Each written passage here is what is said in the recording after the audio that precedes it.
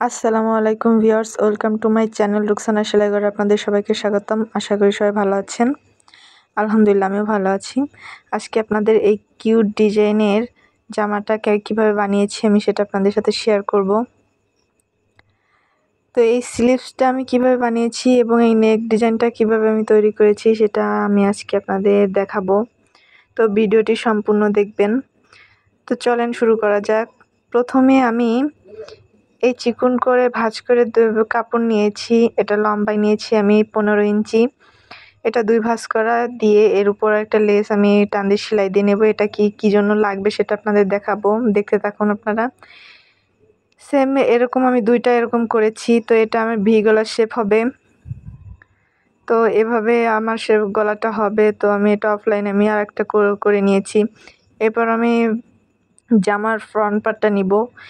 নেয়ার পর এখন আমি ওই 2টা কাপড়ের লেসটা আমি লাগাবো। এর উপর আমি মার্ক করে নিয়েছি গলাটা। তো যেখানে মার্ক করে নিয়েছি সেখানে উল্টা করে বসিয়ে সেলাই দিয়ে নেব।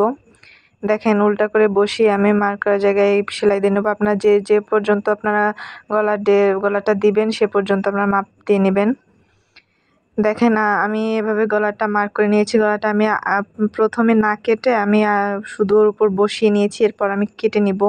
2টা বসানোর পর আমি কেটে নিয়েছি এবং মাঝখানে যে একটু ফাঁকা ছিল 2 কর্নার একটু কেটে নিয়েছি হালকা, কারণ ওখানে আমার ভাঁজ হবে। তো এরপর আমি 2টা লেসের ওই কাপড়টা আমি উল্টায় ওর উপর দিয়ে চাপ সেলাই দিয়ে নেব। চারপাশ দিয়ে আমি চাপ সেলাই দিয়ে নিচ্ছি। তো দেখেন আমার গলাটা অলরেডি তৈরি হয়ে যাচ্ছে। এরপর আমি গলাটা মেপে নেব। আমার যতটুকু আমার গলার মানে হবে, ঝুলটা হবে আমি সে পর্যন্ত মার্ক করে নিয়ে এরপর আমি বাকি জায়গায় আমি ফাঁকা জায়গায় পটি বসাবো। তো পটিটা বসিয়ে আমি এভাবে সেলাই দিয়ে নিব। তো দেখেন আমার এটা সেলাই শেষ। তো সেলাই করার পর দেখেন আমার গলাটা পুরাই রেডি হয়ে গেছে। তো এরপর আমি স্লিভসটা আমি কিভাবে তৈরি করেছি সেটা দেখাবো। তো প্রথমে আমি 2টা হাতার উপরে এরকম লেসটা বসিয়ে এর উপর দিয়ে সেলাই করে নেব। সেলাই করে নিয়ে তারপর লেসটা আমি উল্টাই তারপর এরপর চাপ সেলাই দিয়ে নিব।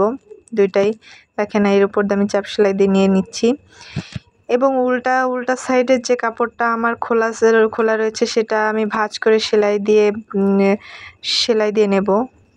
ফাঁকা সাইডটা আমি সেলাই দিয়ে নেব। দেখতেই পাচ্ছেন আপনারা যে আমি ফাঁকা সাইডটা আমি খোলা সাইডটা আমি ভাঁজ করে সেলাই দিয়ে নিয়েছি। তো দেখেন আমার স্লিভসটা রেডি।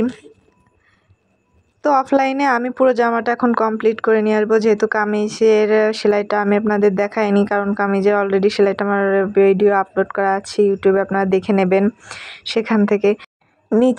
কামিজের নিচের লেসটা সেটা একদম হাতার মতন সেলাই করতে হবে। তো আমার কামিজটা রেডি। আমার কামিজের ডিজাইনটা কেমন হয়েছে অবশ্যই সবাই কমেন্ট করে জানাবেন।